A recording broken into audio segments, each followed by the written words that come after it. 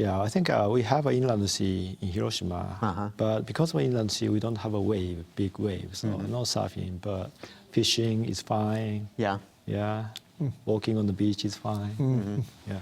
I was there many years ago. Visited Mazda way back when. Yes, and I remember I stayed. Was it an A&A hotel downtown? Yes, it's in the middle. Yeah, is it still there? Yeah, still there. Yeah. Right. Yeah, I still remember that. That was good. That was quite some time ago, though. Which season? Which month? Summer? I want to say fall, maybe Okay. September, October time. That would be nice. Yeah. Yeah, But I was, I was just visiting on and, doing some. It was before I was working for an automotive magazine, and so I didn't, but I visited the factory and got a tour, and that's great. And they were still making the 323 back then, and I see. I remember the thing that I remember the most is that there was an assembly line that the guys had rigged up a way to go along the line, like ride a little cart that went along and it was just so clever. And so, anyway. Assembling while the line's moving. Yeah, but it was slowly. But it was like they made it. It wasn't like some tooling company made some it. industrial engineers came in. All right, we're going to start hearing the. Watch Autoline After Hours live at Autoline.tv every Thursday at 3 p.m. Eastern Time. That's 12 p.m. Pacific Time. You can subscribe to this podcast for free by searching for Autoline in iTunes, Stitcher, or on YouTube. Autoline After Hours is brought to you by Bridgestone Tires, your journey, our passion. Lear, a global leader in automotive seating and electrical systems. And by Borg Warner, propulsion solutions that support a clean, energy-efficient world. Thank you all for joining us this afternoon. We have a very special show, and so in order to accommodate this special show, I had to bring in two of the best in the business. So we have Todd Lassa from Automobile Magazine. Gary, you're too kind. Thanks for having me. Not at all.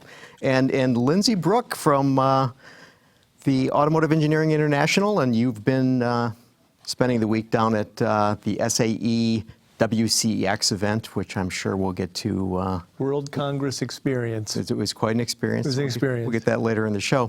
But our most special guest, our most honored guest here today is Masahiro Moro, who is the chairman and CEO of Mazda North American Operations, and he is also a senior managing executive officer of Mazda Motor Corporation. Thank you for joining us. Yeah, thank you for having me. So I've got to ask you, okay, you've got a big job. Tell us about your background. How did you get here? How did you proceed through your career? How does someone ever become a CEO of a corporation? Well, I think I have been with Mazda for more than 36 years for now. I started my career with a salesman, washing car. Really? Yeah. And I worked for dealership near Tokyo, and I experienced fleet sales. Then I was moved to Hiroshima, where our headquarters is located. And I experienced a number of jobs like product planning, and I had opportunity to work with the R&D colleagues as a deputy program manager for second generation MX-5 Miata and last generation RX-7. That brought me a lot of passion for the car. And then I changed my job to marketing and sales. Then I transferred to Europe, where I enjoyed 5 years working together with the 20 countries in Europe. Then back to Hiroshima. Then I transferred to USA, 2016. And that's very short, 36 years. But I'm excited to work for the car industry because I like to drive cars. Beautiful cars. I love to look at the big smiles that our customer driving the car. So happy to work for this industry and happy to work for Mazda. When you're looking back at your career, back to when you were washing cars, did you ever think that you would be where you are today? Never. Never. I think my dream never went beyond, outside of Japan. So to me, exploring different culture in Europe, in the USA, other countries, it's just fascinating, and probably does that go beyond what I expected more than 30 years ago. So you mentioned the MX-5. Todd is a proud owner of... Yes. An NC MX-5. My wife and I have a power retractable hardtop with the Grand Touring with the sports suspension, the Bilsteins and the LSD. Limited slip differential, I should note. It's Mazda builds and has been building for years this very affordable sports car. And you have a lot of passionate owners, but that's got to be hard to sustain. That you've got a sports car that is not too expensive, so you don't have a great deal of markup, and yet it's the heart and soul of the company. And obviously you're selling a lot of CX-5 SUVs these days. But what's the plan going forward to be able to sustain that sort of passionate sports car image while selling to more of a mass market? How do you maintain that in the future? Well, I think the Mazda, as a small company, we have to be very, very focused on one clear value to deliver, which is sporty driving car. I think as MX-5 Miata and RX-7 in the past and RX-8 has proven that value, and we have a lot of enthusiastic fans around the world. So our job is pretty straightforward to extend that value to other car lines to provide a consistent value as a brand, primary brand. In the past, Mazda is known by famous sports cars, but that's a product name. Our challenge is to change that perception to the primary brand name. So that is all we are working on that. As we go to more electric cars and autonomous vehicles and so on, and sport utility vehicles, can Mazda continue to build Miatas in the future? The word was that for the current Miata, the ND Miata, you needed to have this deal with Fiat Chrysler to build the Fiat 124 off the same platform and off the same assembly line. So going forward, what is the future of a car like the Miata at that price, in that price range? Well, I think we continue to strive for making car affordable by breakthrough the technology, because it is easy to weight reduction by deploying expensive material, but Mazda is not taking that approach. We are finding out very smart way to get through the conventional thinking to twist into a smart idea to come up with a weight reduction idea, for example. I think a powertrain is the same. Everybody believed you need big scale of a number to reduce the cost. And Mazda doesn't have that big scale of units of sales, but we find out a completely different way to reduce cost, to ensure efficiency, to lower overall the cost. So that means there's a future for a sports car in the Mazda family. We are very, very smart to come up with a model-based development, which requires a lot of technique using computer simulation. And so that brings us much better efficiency to provide a wide range of the product within small scale of resources. You mentioned bringing this spirit of fun to drive characteristic to other vehicles. Now, you have kindly brought us here the new Mazda 3.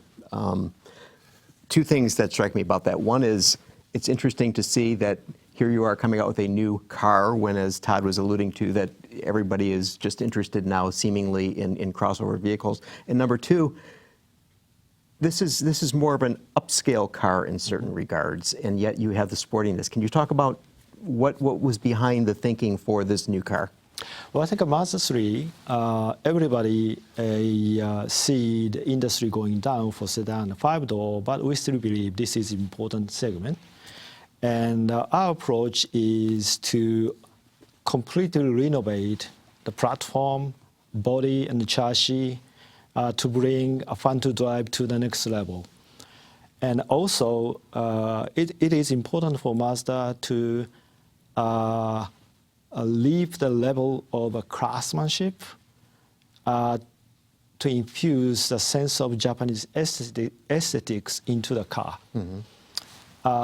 So look at this vehicle from exterior. It's beautiful. This is a pretty high innovative execution of our original Kodo design. This is the second phase of Kodo design. We didn't use any strong line, but carefully manage all the surfaces. And the sedan and the 5-door, we have a completely different seat metal. So we can provide a different feeling to the customer for 5-door, more exciting and passionate feeling. The sedan more integrity and sophisticated and upscale feeling. So driving characteristic, we put human centricity concept. So we develop our car based on a human sitting on the seat and what is the right posture to drive. So steering and the gear stick as well as the pedal layout is decided based on human posture, right posture, and we develop everything. So it is important for us to driver has 100% confidence as he control the vehicle, as if vehicle becomes an extension of your arm and legs and body. And you can feel oneness between car and driver, which is exactly the feeling you can enjoy with MX-5. So to your point about driving enthusiasm with the car, that trying to bring it to the mainstream market rather than just the two-seater market. Right. Moro-san, I'm thinking that maybe the Mazda buyer demographic might be a lot younger than the industry average. Can you tell us about who buys Mazdas, male versus female, age, these kind of things? Yeah, thank you for asking. Mazda used to be, had attracted a much younger customer, or I would say also young at heart. Okay. Right now, since we introduced the CX-5 in 2012, full suite of Sky Active technology, customers start finding out Mazda is very interesting choice, and the customer demographic slightly changed. And a little bit more male, skewed towards male. Okay. A little bit older, or I would say more matured. And average household income is greatly changed. In which direction? More affluent customer finding Mazda is a good choice. So in the past, our average household income around $80,000. Now it's $96,000. It's quite different. So a lot of premium intenders find Mazda is a very good, better choice. Are you ever tempted still with trucks? I mean, we talked earlier about early pickup trucks, and then you had the Ford Ranger that was rebadged. But North America is a truck country. Do your dealers ever say, Moro-san, give us a small pickup? Well, our dealer never forget that, of course. But I say we have a great range of a showroom lineup right now, the strongest ever. And why don't you capitalize this to build up Mazda brand up higher? And everybody agree with that. Although pickup truck is very popular, and in some states it's a big part of the industry. We recognize that, but we're trying to showroom very tight right now. Oh, okay. So Todd had mentioned the association with Fiat Chrysler for the 124 and the MX-5. Which brings to mind that last fall, Mazda and Toyota broke ground on a factory in Huntsville, Alabama. Can you talk to us about your relationship with Toyota and what is going to be happening there? I think Toyota and Mazda, we have been working with a number of years, to be honest with you. We produce the Toyota car in our Mexican plant, and Toyota opened Mazda the hybrid technology so that Mazda can learn quickly. So those are getting Mazda and Toyota's collaboration quite close. So we have electric vehicle platform company joined together, and that extend to a advanced safety technology development together, connected vehicle together, because that case is a huge, and we have to cooperate together. And one of the very important initiative is, as you said, a big joint venture manufacturing footprint built in Alabama in the United States. It is very important for us to have the footprint because we used to have that in Michigan, but we changed. And we were looking for the opportunity back to USA, and this is the perfect opportunity because Mazda alone is slightly difficult to build up the big plant. So it's a perfect joint venture between Toyota and Mazda at the 50-50. And last November, we broke the ground, so big event. I was happy to see huge ground. It's a big, 4 or 5 times bigger or spacious than Mexican plant. And we are now at full swing of construction. And I'm going to hire more than 150 employees for MNEO Alabama business unit and plan and develop the new crossover SUV that build at that plant. I think you spoke about that at the Chicago Auto Show, where you were, by the way, celebrating the 30th anniversary of the launch of the Miata, but you mentioned that this would be an all-new crossover utility in a different space from both the CX-5 that's been on the market for a couple of years and has become your best-selling model, and the CX-30, which we just saw at the Geneva Motor Show. So this is another product somewhere between those two, I think.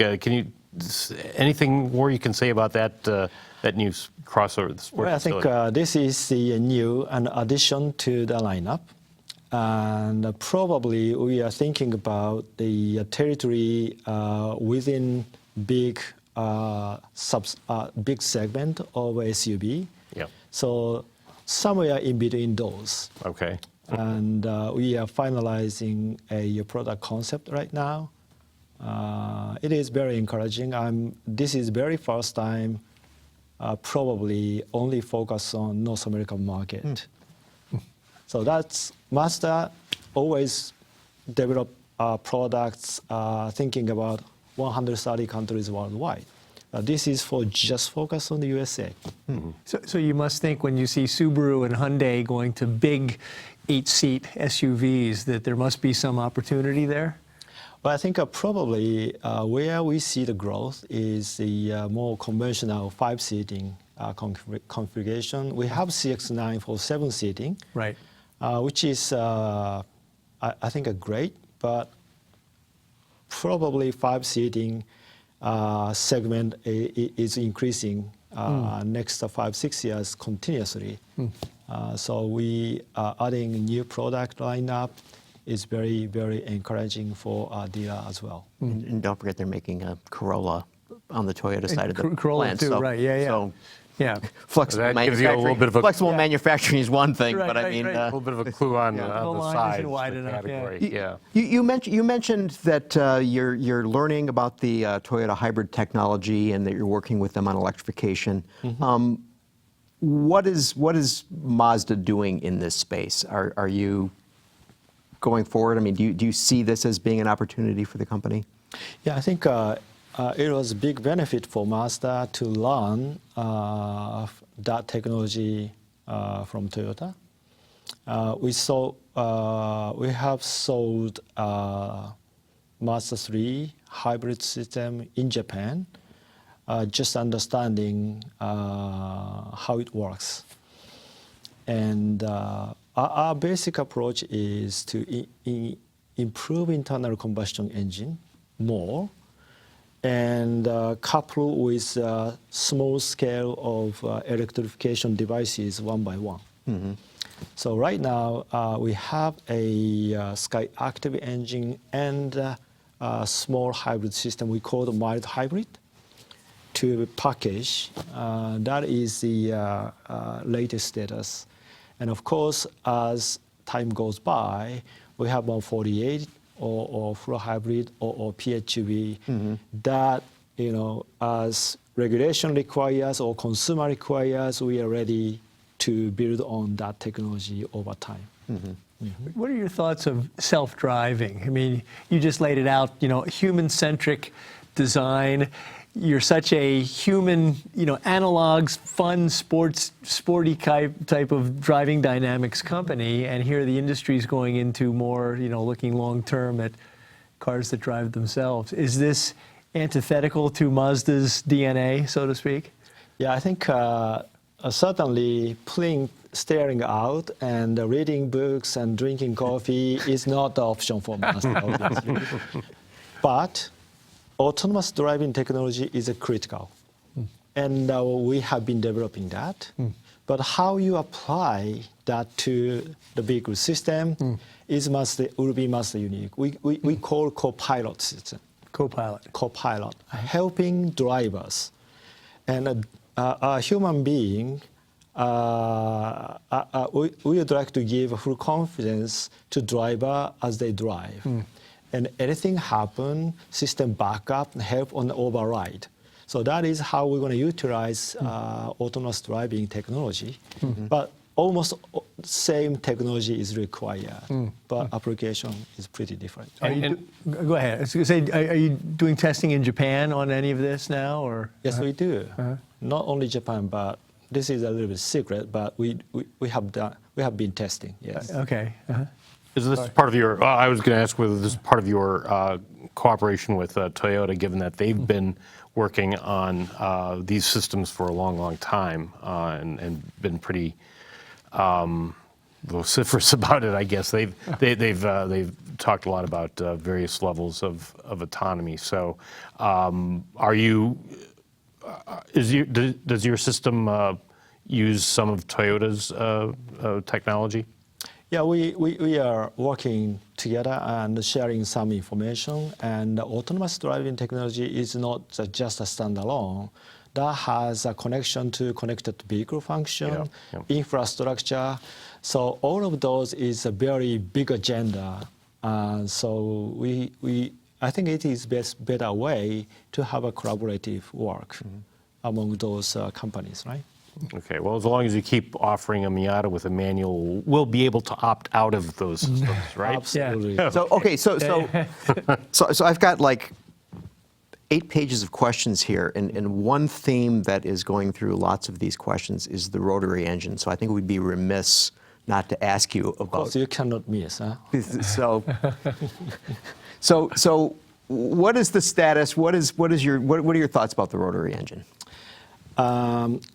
Rotary engine is at our heartland. And never forget, never give up.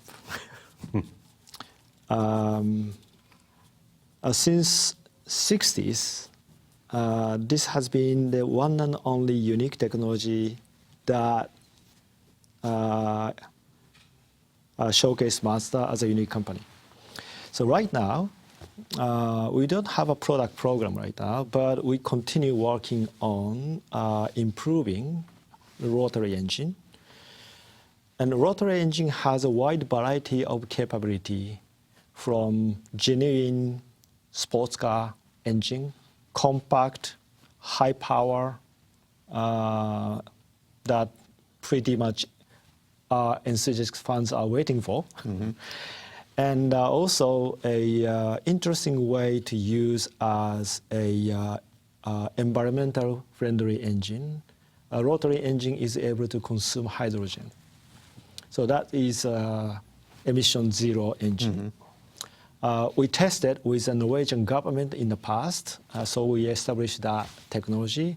But question is how we can generate hydrogen. That remains open question. And then we have another interesting capability as a co-generator, which could be suitable for a range extender concept. So Mazda is a technical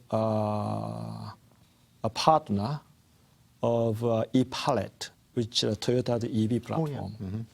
So we are providing that technological support for that e-Pallet.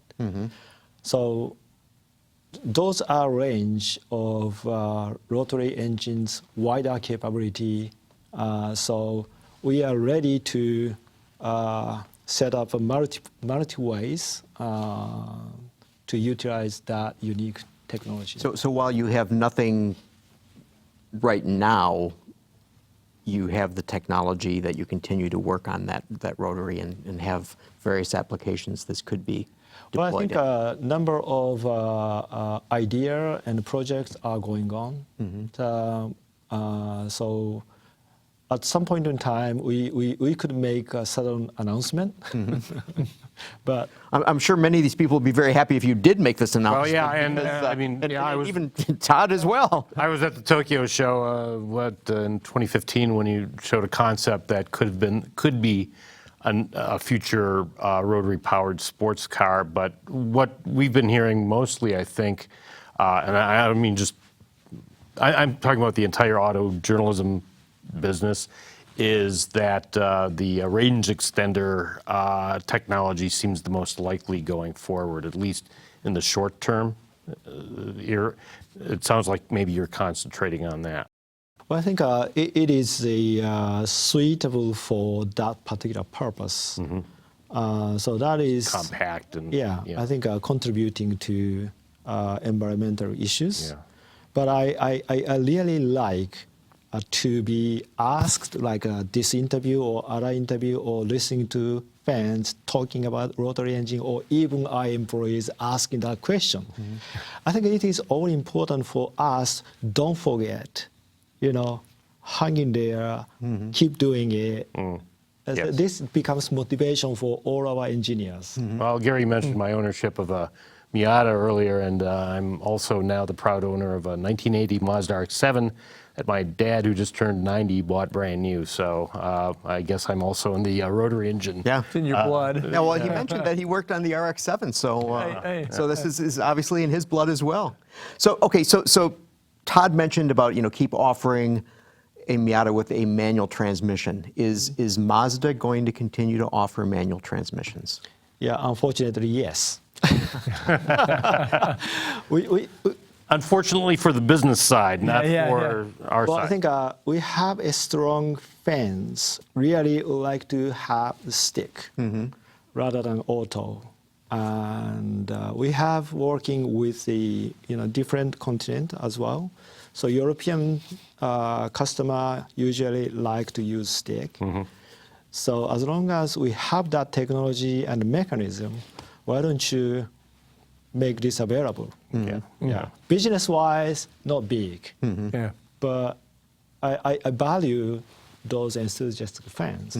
Do you have any idea what the number of, say, people in the United States who buy Mazdas with stick shifts are?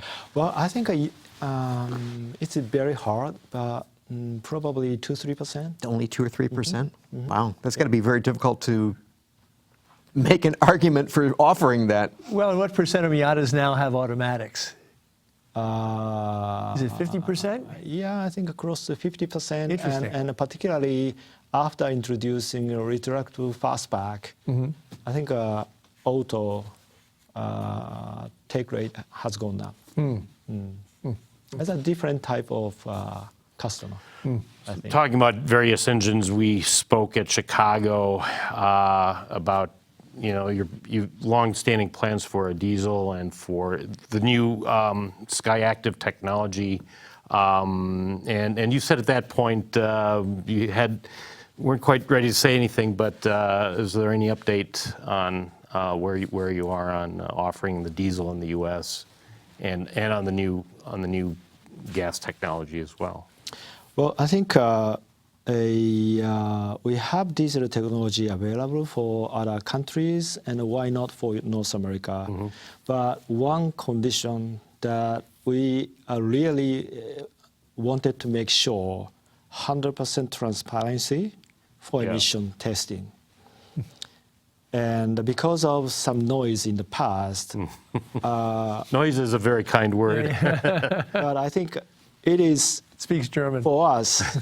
it is absolutely critical. Yes. To provide the real value to the diesel fans, so that they are comfortably pick and choose that technology. So that we are collaborating with the ARB and EPA for a number of testing to make sure 100% clear. Yeah. And I think we are ready to go, and we are now in discussion how we start.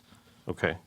Are dealers asking for that? I mean, that's kind of, there are still diesel fans in the U.S., but of course the Volkswagen thing has kind of soured some people, but is there a fan base that's within your dealer body that's looking for a diesel Mazda? Yeah, I think particularly some regions and the dealers who knows those customers, they are kept asking. Yeah. So this sort of sounds to me like a journalist's desire that you'd have this in a Mazda 6 wagon with a manual transmission. Well, and diesel. that's right. Exactly. The only journalists want this. 3 people would buy one. I'm not a diesel enthusiast, but I could see that diesel enthusiasts are somewhat akin to, if not always, connecting with manual transmission enthusiasts. That it's the same sort of thing. A relatively small group, at least in the U.S. But the same amount of enthusiasm, same passion for that technology versus manual gearboxes. So. All right, so we're coming to the end here. I want to ask you a marketing question since you're the CEO and so you're involved in marketing. And so many of the people that have written in have used the zoom term. Now you guys have switched to feel alive. Why? Well, first of all, Zoom stays inside of Mazda. We call Sustainable Zoom 2030. So spirit remains. But as I said, I think Mazda's customer keep evolving and searching for those customers' desire and interest. They are really connecting themselves to the car and the lifestyle itself to feeling alive. So driving Mazda to inspire them for enriching their lives to feel alive. I think this is a very strong resonance to them. So that's why, okay, let's make that change. But once we change, stay longer. You guys, any last question quickly? So Real quick, you had mentioned Toyota working with Mazda. How are the two cultures working together, the two company cultures? Pretty well? You might be surprised very well. They're very passionate about building great cars, and they are really respect and focus on treating good for the local community where they are from. We are same. Because of we are very much focused on hometown of Hiroshima, people, secure job. So we show that responsibility for regional economy and job. Because they're so much bigger than Mazda, do they respect the specialness of Mazda? Well, I think what's great that Toyota's senior management talking to us is it is not the scale, it is the spirit. How they respect each other. I think this is a beauty to work together. Yeah, excellent. Okay. Well, you've got a plane to catch, and we want to thank you very much for taking time out to come to the studio and talk to us today on After Hours. So, Masahiro Moro, thank you very, very much for being here. Thank you very much indeed. Thank you. Thank you. Thank you. So we're going to take a quick break, and we'll be back with Todd and Lindsay and lots of questions. So, thank you. Thank you. The world is changing at an ever-increasing pace. No matter what the mode of transportation, there is always the need for an efficient propulsion system. And that's exactly what BorgWarner has been doing since the earliest days of the automotive industry. We create innovative mobility technologies that reduce energy consumption and emissions while improving performance. Our proven track record has made us an industry leader in forward-looking propulsion solutions for combustion, hybrid, and electric vehicles. Lear Connexus offers a parental controls application with geofencing that sends notifications regarding driving behavior and location, including curfew alerts, acceleration alerts, and speed alerts, all delivered to a smartphone application that includes vehicle location, driver notifications, and a report card of driving history, including notifications when predefined geographic boundaries are crossed. For more information, visit lear.com.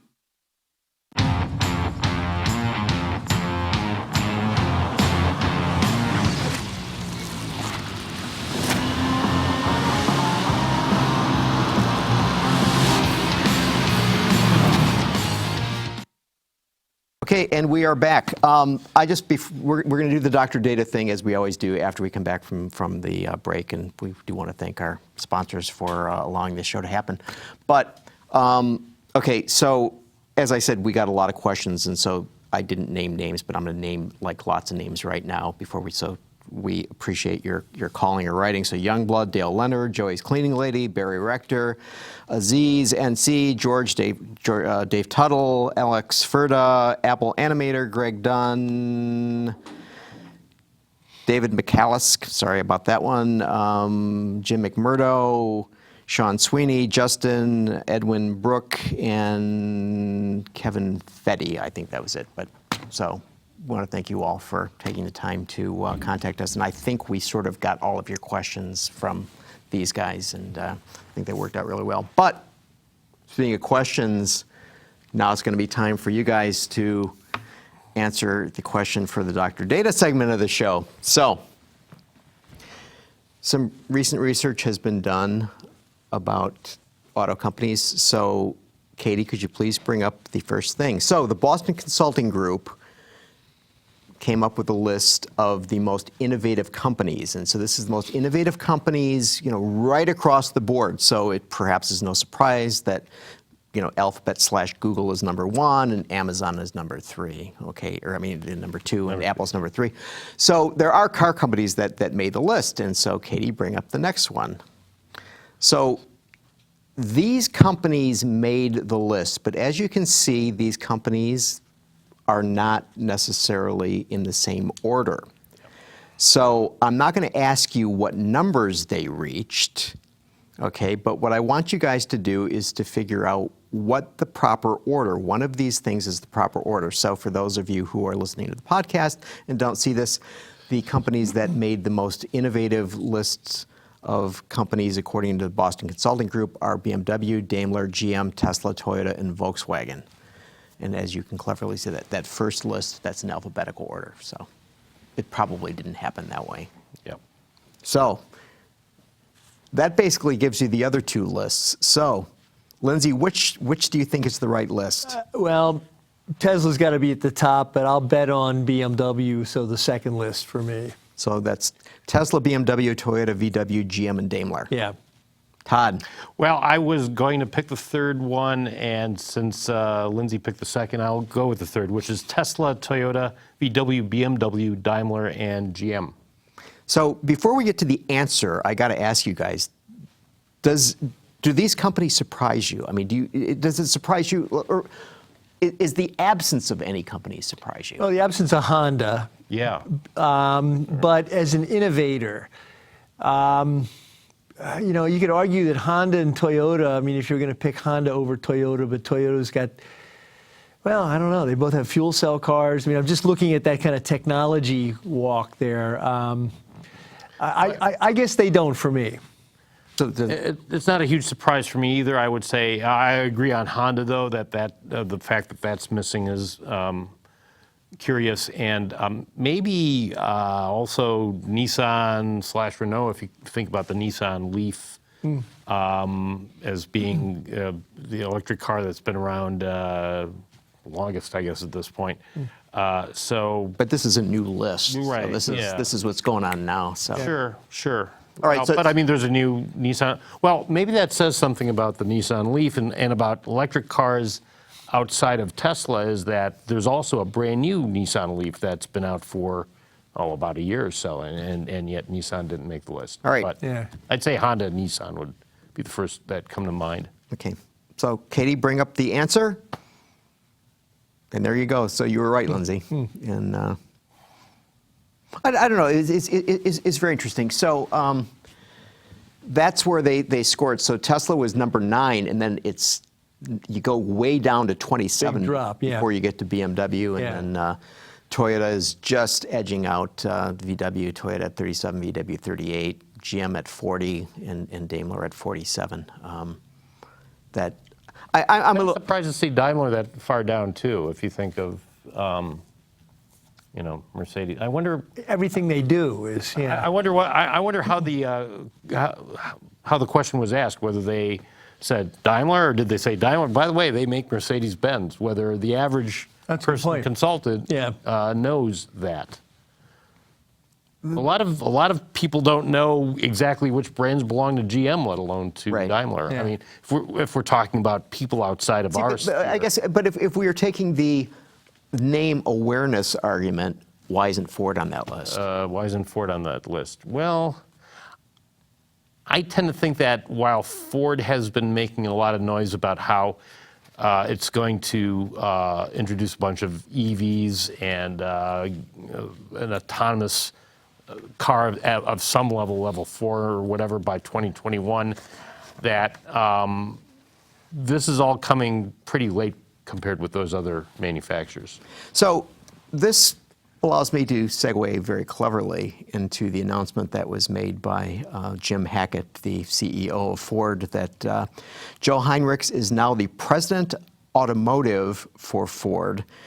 And I thought this was interesting in the news release that he will lead Ford's drive to strengthen its automotive operations and help deliver a sustainable global EBIT margin of at least 8%. Good luck with that. And he'll be responsible for Ford's global businesses, and he'll oversee the Ford and Lincoln brands. So he's got manufacturing, he's got those brands, and then, in the meantime, Jim Farley is now going to be president of New Businesses, Technology, and Strategy, which is obviously a new organization there. So. And Farley's coming in from Europe, is that right? No, Farley's Farley's been back he's here been for back a couple here. of years. Yeah, now. okay, Yeah. yeah. But So- he had spent several years in Europe. Right. So basically, it's like Hinrichs is, he is quote unquote like you could consider him the manufacturing, the operations guy, and Farley, who has long been involved in the marketing aspect of the business, is like the big ideas guy. So one guy's going to be making the money, one guy's going to be spending the money. I don't know. Thinking that when you say what Hinrichs is charged with, I'm thinking, well, how is he going to get F-Series type profits into non-F-Series countries or Western Europe, for example? I mean, that's part of the challenge for a company like Ford Motor Company. Baffle anyone. Yeah, it would baffle anyone, for sure. Yeah, I mean, they've really become a pickup truck company, and even the SUVs. If you look at the numbers, they've got a new Ford Escape coming out soon, and a Lincoln Corsair in the hottest segments, and yet the Ford Escape has not been a bestseller. It hasn't been in the top 3 or 4 in that segment for many years, and I think he's actually 5. But, yeah, I think it's 5th, but kind of, it's a fairly big drop after whatever is number 4, which I think has been the Chevy Equinox. So they are truly all in on pickup trucks and pickup trucks and delivery trucks, commercial trucks, which are the huge profit makers. And so how do you make that a global business? Right. Basically, is what he's charged with. And then Jim Farley, boy, that's I don't know if I envy his job, but he's a a different sort. He's a certain force within Ford Motor Company where he's always taken these little bit of outside positions. So if anybody could pull that off, it might be him. But he is now in charge of developing all the parts of the business that don't make any money so far, Right. that cost a lot. So Farley will oversee corporate strategy, global data insights and analytics, global partnerships, research and advanced engineering, as well as Ford Smart Mobility and Ford Autonomous Vehicles. Now, earlier this week... No profit in any of that, by the way. And earlier this week, Jim Hackett, the CEO, went to the Economic Club of Detroit and basically poured what I would argue is cold water on autonomous vehicles, saying that, gee, we thought this, in effect saying, gee, we thought this was going to be somewhat easier, and that, yes, we'll continue to stick to our 2021 having a level 4 vehicle, but it will be very closely geofenced. I mean, it sounds like we were all anticipating the bright autonomous future coming very soon, and Mr. Hackett seemed to indicate it's not coming. Well, I think they're still holding to 2021, aren't they? I mean, right, for the little thing. And I think this is part of what we're hearing across the industry. You know, about a year and a half ago, there was a lot of hype that come the new decade, there'd just be kind of a flood of this. And companies were way overhyping their capabilities in terms of when autonomy was coming, when level 4 was coming, et cetera. Now we've seen in the last 6 months a real pullback from that, you know, with reality setting in, I think, in terms of how can we make money with this, but really the technology isn't ready yet for this. I think the technology has really accelerated a lot, and I think it's so close, and it's like that last step to ensure safety right. is just a little bit lacking. Two things. First of all, Hackett's statements at the Economic Club of Detroit make me think that, and then the change in leadership with Hinrichs in charge of manufacturing and Farley in charge of future stuff make me think that this is almost like Hinrichs is saying that Farley's our choice of person to replace Elon Musk as CEO of Tesla. But the other thing is that I recently wrote a column about maybe we ought to take a little bit of a closer look at automatic emergency braking, which Consumer Reports a few weeks ago said, if your car doesn't have AEB, we're not going to give it our top recommendation. We're not going to recommend it. But, you know, I think even that system, some of these steps toward autonomy, I think, are proving to have some problems not being fully baked when you're driving one of those cars with other cars around you that don't have AEB or don't have some of the other systems, especially. It almost makes me think of the problems with airbags after they first came out. Oh, yeah, airbags, of course. You don't want a car that doesn't want to have airbags. But, I think there's still a lot of testing to be done. I think you're right. It's Well, Lindsay, I mean, I was down at WCX yesterday and heard a keynote address being made by someone from Mobileye. And so they're the company that Intel bought for $15 billion, I think, a year or two ago. Yeah. And basically, what I took from that was, yes, we're working on autonomous technology, but, oh, by the way, we'd be able to monetize this more quickly if we make it part of, the advanced driver assistance system. An ADAS play, right. Right. So let's bring it back to that before we, and it sort of sounds like what we heard from Moro-san about the, what was the term that he was using, the co-driver. A co-pilot. Co-pilot. Yeah.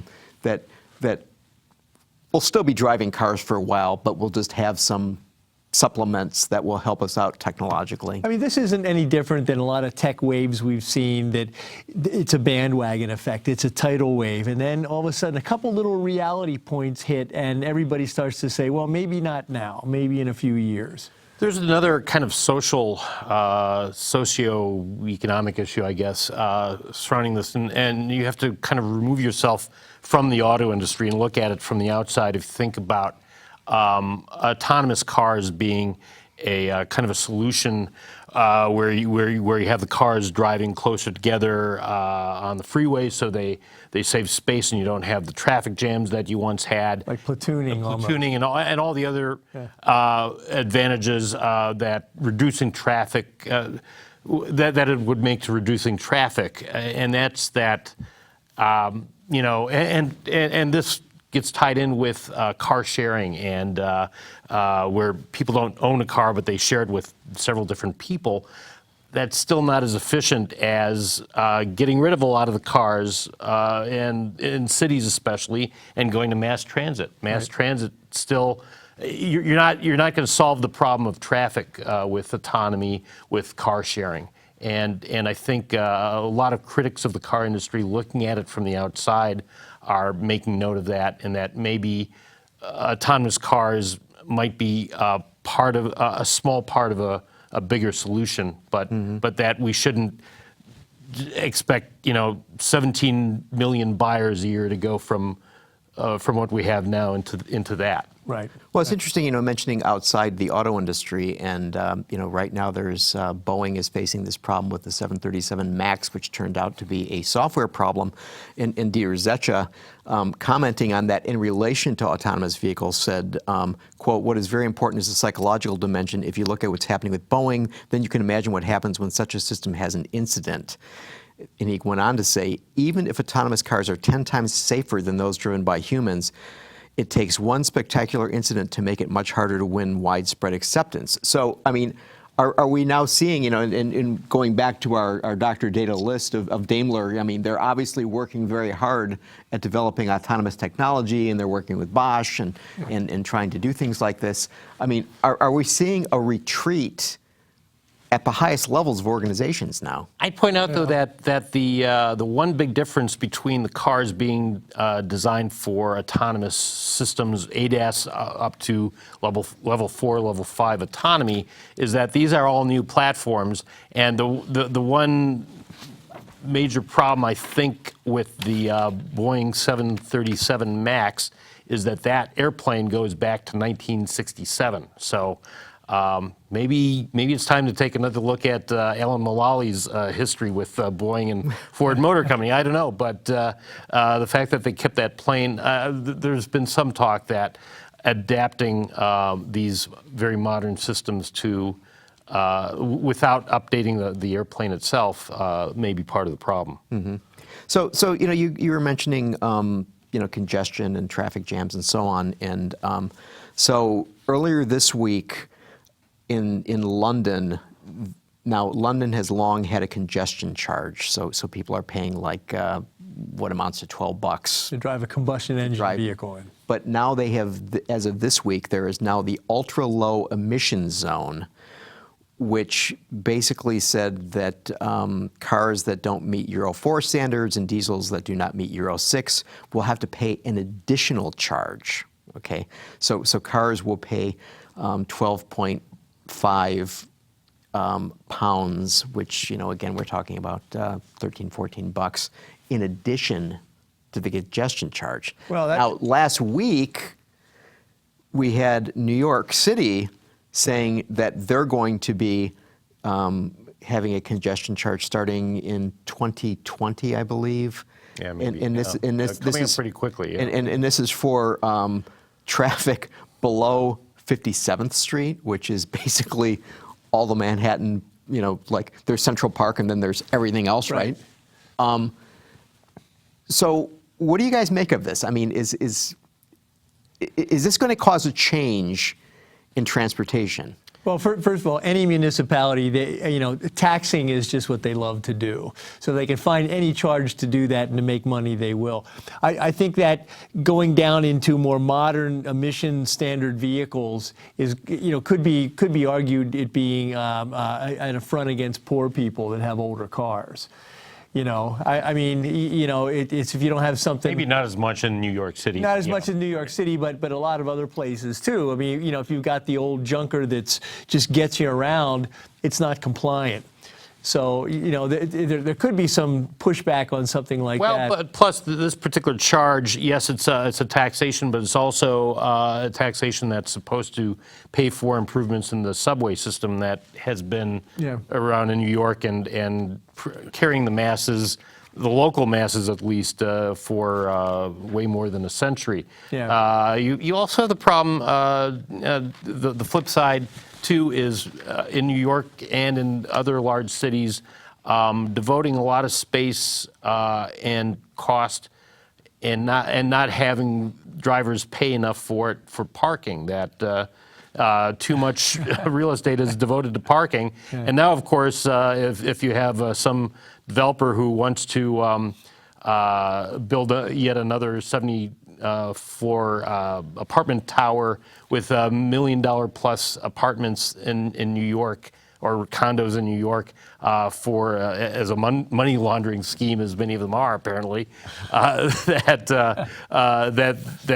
might replace even more parking. So where do you park all these things? I think inevitably there's a change. I'm not saying that we're going to push out the car at all completely. I mean, we still have suburbs and rural areas, and but when you talk about some major cities like New York, Washington, San Francisco, Los Angeles, if you have kind of the center area where you keep cars out or limit cars, I think we're heading in that direction. Do you see this proliferating? I mean, we've seen in Europe that a number of cities are Rome, London, et cetera. Right. And then there's a number of potential solutions. I remember at the New York Auto Show a few years ago, Nissan brought those little electric tandem vehicles and had us drive them around New York. They were it's a Renault design, but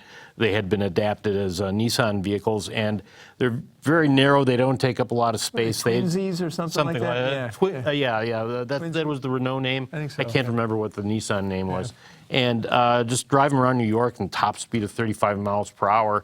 And in the end, for people who cannot, for whatever reason, use the subway or ride a bike, this might be what we're heading to in maybe not in 10 years, but maybe in 20 or 30 years in cities like that. But I have a question for you guys. Okay, so the impact that the Ubers have had on yellow cabs in New York, and we all know downtown Manhattan, yellow cabs have caused a lot of the congestion, okay? So displacing these yellow cabs but bringing more privately owned Uber vehicles, is there a net loss in congestion because of this, or is there just a displacement of yellow cabs for Uber cars? That's my point. That's the whole point about how Less yellow paint. car sharing is not necessarily going to help. Exactly right, right, yeah. It just means that the medallions that these guys paid $1 million+ for are no longer it's worth like any of $100 that grand kind of money. today, yeah. Yeah. And going down. Well, in a world of pickup trucks, though, I have a difficult time understanding how these little twizzy vehicles are going to be able to Well, of course, be utilized by people. Of course, you need delivery trucks in New York, and they're going to be taking up most of the space if they're not yellow cabs or Uber and Lyft cars.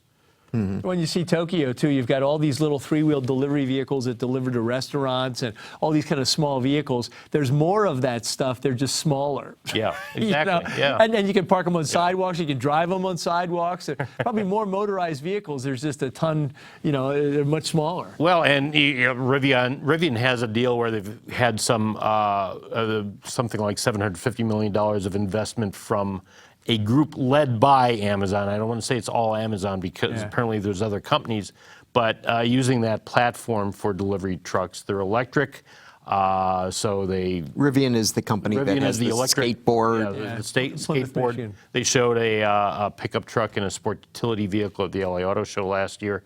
And if you have more of those vehicles, and again, you'd probably be changing a lot of the roads so that you have wider bike lanes, you have a separate bike lane and aside from the sidewalk, and then maybe you would have a couple lanes for delivery trucks, and then a couple more lanes for these Twizy type Renaults and Nissans or something. I can't see where that's not going to be the future somewhere down the line. Whether we're going to live to see it or not, I don't know. I wonder whether, and there's often a lot of criticism that automotive journalists in particular have with regard to Jim Hackett, that he seems to be talking about a never land of some sort. And but one of the things that he talks about frequently is the utilization of analytics and smart cities. And I wonder whether there might not be something there, to go to your point, Todd, of we basically accept traffic jams in cities because that's just the way it's developed, right?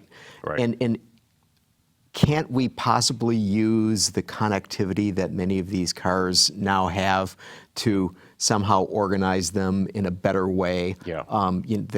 Ford is doing an experiment in London with a logistics company whereby they're saying, instead of having trucks all go into the congestion zone, that it'll park outside the congestion zone. We'll figure out what's the best way, and then people will take them in, for lack of a better term, Twizy-like vehicles to go for the famous last mile.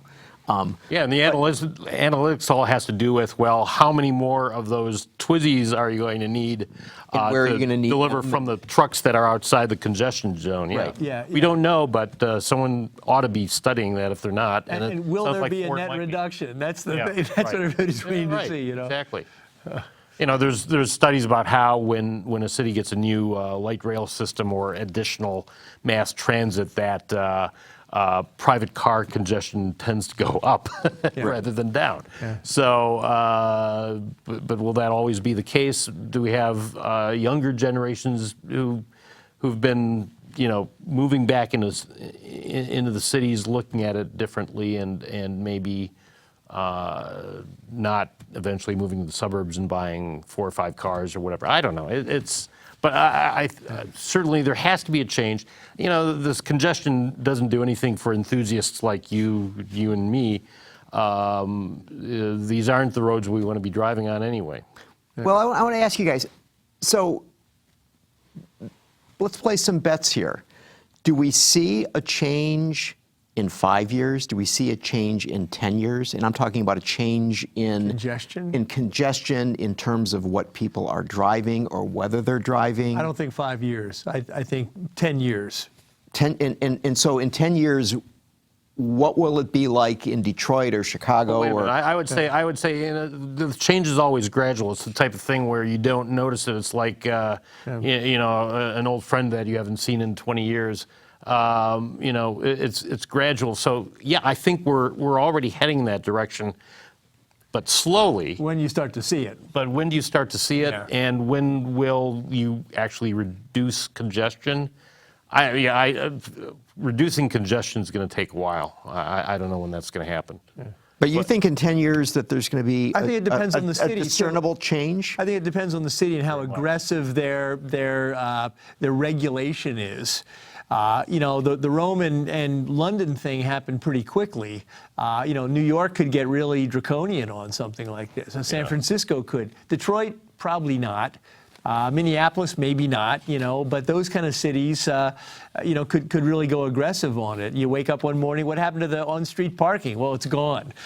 That's a bike lane now, Right, exactly, yeah. No, exactly. It's only going to be certain cities, and I think, San Francisco, yes. Los Angeles, no. Even though Los Angeles has transformed already, I think from our point of view, you'd have to agree, not just that people go downtown there again, but going to the auto show there, you see some bike lanes and you see more foot traffic. Nobody Walks in L.A. was a song from the 1980s, but it's still L.A. and the area is still very much a gridlocked and personal transportation centric sort of place like Detroit is, whereas San Francisco. New York City, I think, will be kind of the leaders in that regard. Whether they're leaders or draconian is a good question, but Well, it's an interesting point, you're saying London happened very quickly. I thought It seemed to, from our vantage point. There's also apparently a fight over this in Toronto. I just read a little article just a couple days ago about how Toronto, apparently there's some fight over a park that has been restricted from motorized traffic to the advantage of bicyclists, and apparently the motorists are revolting against that. So there's a large contingent of bicyclists in Toronto, a large contingent of motorists in Toronto, and they're kind of fighting each other on that thing. But they're all polite. They are. They're all polite there. But Nobody's getting shot. And I consider myself both a motorist and a bicyclist, so I'd be very conflicted in that case. But Toronto might be the kind of the halfway point between and LA and in New York, for example. Okay.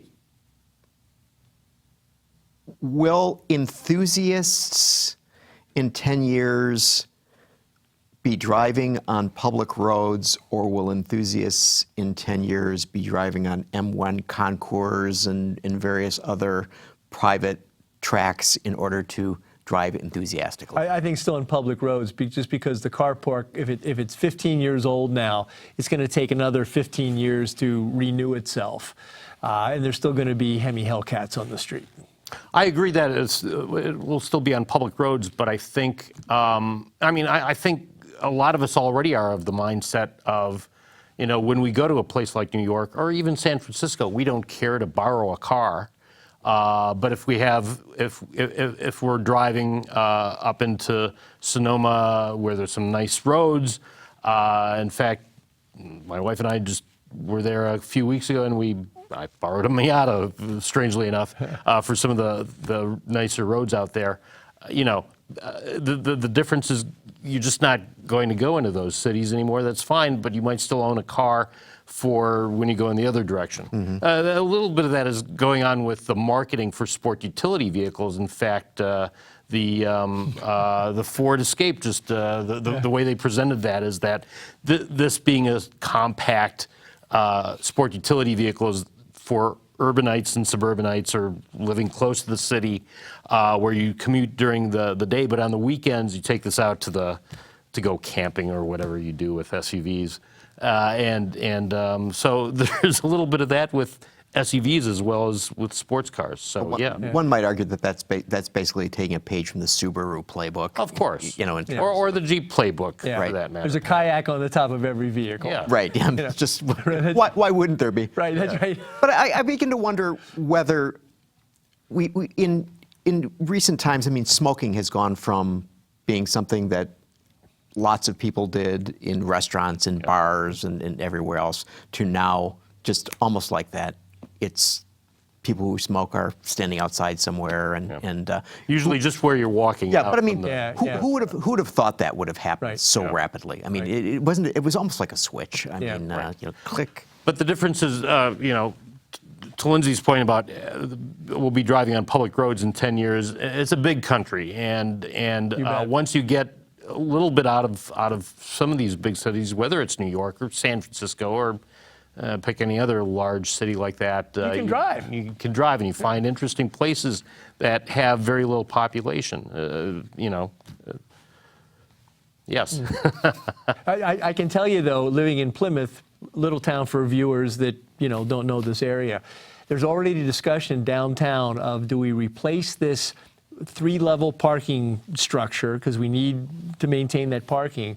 If we do, what do we do with on-street parking? Because the town fathers have heard of, the AV and car sharing and mobility as a service revolution coming. So if we're going to do this and put money into it, should we start to tear the town up in terms of this coming? And the direction is they don't know how quickly it's coming. And I don't know who's advising them, but if it's being discussed in Little Plymouth with 8,000 people, it's probably being discussed. People hear this, this self-driving car thing and car sharing and Uber. What can we do? We got to spend some money here. So who knows? There's also been, it's already started, and there's talk about more getting rid of high-rise freeways in urban areas. Right. That they're, again, they always seem to be the most congested, and get rid of that and have some green space. And so, you could look at that as, well, this is anti-car. On the other hand, it's also a little bit of a pro-blue highway sort of thing. Who cares to be on I-80 for several days at a time? And that's why you've got Cadillac Super Cruise. Right. And that's why level 4 is coming, if not level 5 autonomy. And so, at least for the enthusiasts, the smaller, more interesting roads are the ones that we'll be driving on in 10 years. You'll be driving your Miata on. All right, 2 quick things we're going to wrap up because I'm sure the crew wants to leave. Jonathan Brown has a comment or an observation and a question. The observation is congestion in New York City is lighter these days. This is a city tax revenue grab, which sort of goes to your point, Lindsay, that it's a tax thing, but saying that it's lighter and presumably it'll become even more lighter. And to help pay for the subway Right. improvements, yeah. Okay. So he also is saying New York Auto Show is 8 days away. Anything of interest to you guys? Oh, lots. There's a lot of intros this year. quickly. Yeah. And I'm blanking. I think The Lincoln Corsair. I think Lincoln Corsair and Cadillac CT5, even though one's a car and one's an SUV, they're both compacts, and it's going to be interesting to see which one of those two, which brand executes better in that space. In terms of interior quality, because that's been a problem at Cadillac. Lincoln has shown some wherewithal there in terms of getting nicer interiors and competing in the premium and luxury arenas. For all of you at home, Todd's being a bit of a ringer here because he and I were sitting in the back seat of a CT5 yesterday, but we'll not say anything because there's an embargo. There's an embargo, yes. So And there's a Hyundai big SUV coming, right? Palisade. The Palisade, right? Palisades Park. Well, the Hyundai Palisade, is that, no, it's the small SUV. It's the Hyundai, can we say the name? I'm not sure we can say the name. It's a I think we C? can say the name. There's a small Hyundai. There's a small. There's the V. Right. But Palisade is what? What is that? That's the That's the big three-row three-row That's the that- three-row. that they Yeah, yeah. introduced Supposed to go on at LA show. There's also the Hyundai, the new Sonata, which I saw in Seoul and drove a little bit a few weeks ago. It's off embargo. At my reviews at automobilemag.com. I'll put in a little Shameless plug. Gotta That's do right. shameless that. plug. But the car is really, I think, maybe the best looking midsize car in a long, long time. If you think about 2 generations ago with the Sonata, what they did. The 2011. Just a very expressive car. And the fact that they put that all into a sedan and not an SUV is worth taking a look at. It's interesting to me that if you think about cars, that you have Mazda is still making cars. Yeah. You have Toyota still making cars. Honda. Still making cars. Right. Kia is still making cars. Yeah. Hyundai is still making cars. And as Yeah Man asks, what do you think about Ford Motor Company phasing out cars? I What a segue, huh? Did you I like think that? as they fade it out, I mean, that business is going to go to someone else. Yeah. Well, they're keeping the Mustang, and they're hoping that that's going to be remain an icon for them. 2 other cars we should mention, or vehicles we should mention from New York, are the new Subaru Outback and Toyota Highlander. We'll be seeing those. Yeah, yeah, 2020 Highlander, Those yeah. will be big. Yeah. Yeah. All right, guys, I kept you past 4 p.m. I'm sorry, but I appreciate it. We didn't talk about emission credits with Tesla and FCA. All right, you want to talk about emissions credit? Quickly. That's been going on already. Well, Tesla, FCA has been buying credits from Tesla. In California, but now it's going to happen in Europe. Right. right. So, but it's a different deal in Europe whereby you affiliate with a company and they become part of your pool, and so they're pooling together. Yeah. So it's like Tesla sales count for FCA sales, so you're able to offset it versus what California and Quebec sell emissions credits. And who went to who in this deal? Well, The FCA did. FCA had to go to those FCA guys. had to go to those guys, but Yeah. Tesla, that was the one bit of good news this week at Tesla. Just more recently, we've heard about how Tesla and Panasonic are not going to expand the Gigafactory. Right, the battery plant. Because right. of limited demand or lack of demand for electric vehicles, which points to, Tesla claiming they outsold every other luxury sedan last year, or something like that. I don't know.